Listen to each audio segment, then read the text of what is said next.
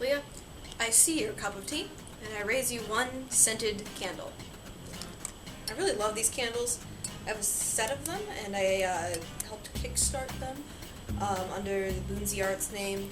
They're actually all have a random metal die inside of them. I've already gotten the D10 out of this one, and I'm currently working through the other two to try to free my die that way. It's a pretty good investment, if you ask me.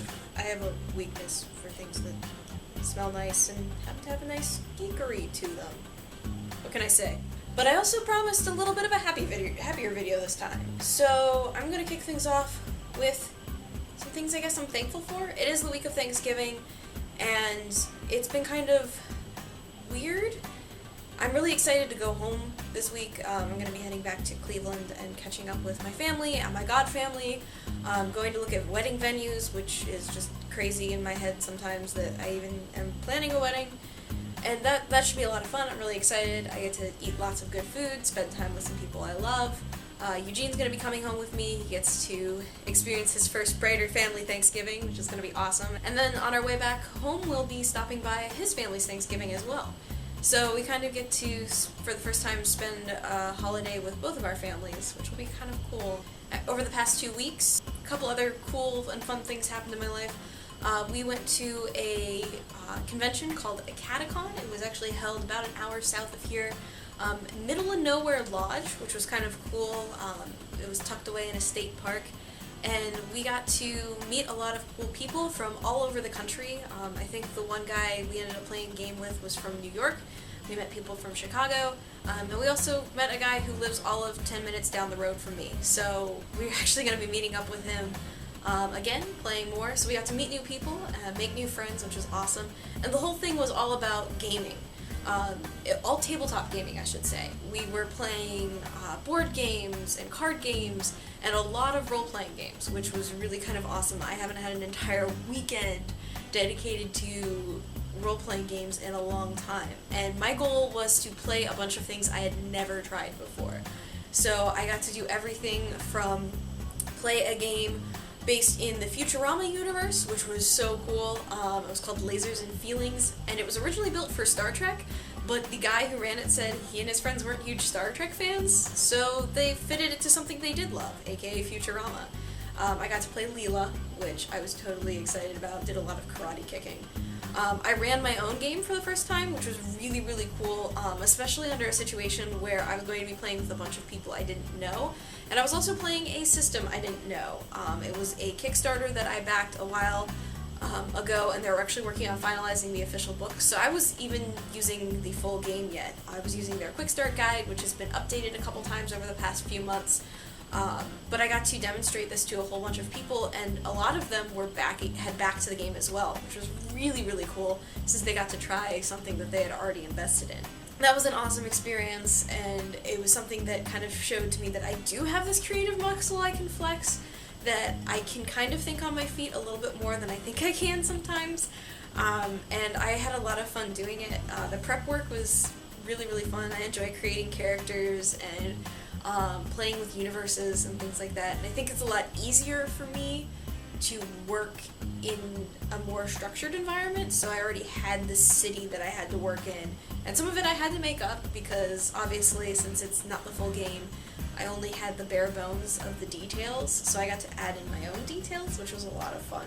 At the same time, I also got to play a bunch of other different games and try a bunch of things. Some of these games haven't been released yet, so I was test driving games for people and giving them feedback and letting them know how things worked, what things didn't, what we thought, which was really kind of cool to see that side of a game's development, because I am so used to playing the finished, finalized, polished version of something, and seeing something while it still has the rough edges on it was really kind of a cool way of seeing what all goes into creating these things I love, which is something we don't get to see every day. And I think it's something we're starting to see more of with things like Steam Early Access or Kickstarter or Indiegogo or whatever other, crowdfunding platforms there are out there, is we're getting kind of an earlier glimpse into where things are developing. And I think that's kind of an interesting thing to me.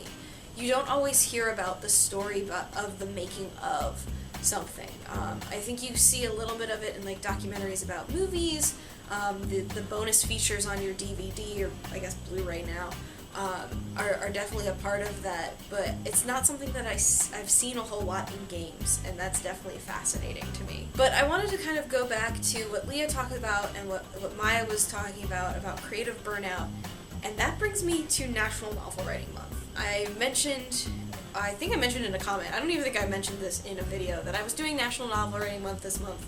I was really excited about it. I thought I finally had an idea, and that's the key word. I thought. I had a rough outline, and for the most part I followed that outline, and I've gotten some traction, but what I wasn't expecting is the constant outpouring of just trying to be creative all the time was exhausting. I hit a point over the past week and a half or so where I am sitting there staring at a Word doc, and I don't even know where I want this story to go anymore. I have an outline of where it's supposed to go, but I'm not finding it interesting. I'm not finding the characters interesting.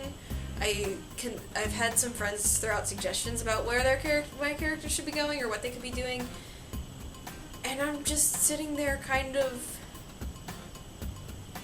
indifferent, which sucks. I was ahead of schedule going into Acadecon, and I was totally fine with taking off a weekend and not getting anything done, and I get back and I'm like, this world is no longer interesting to me because I got to play around in a whole bunch of other different worlds that are so much cooler, which is probably a bad thing. But it doesn't help that I have to do a lot of creative work at work as well. I know for one of the pieces of advice that was given to me pre-Nano at an event I attended was, try to get rid of all your writing before November starts. Take care of everything you need to take care of that could possibly sap that writing flow, your creative juices. Get rid of that before you start National Writing Month, to the best of your ability.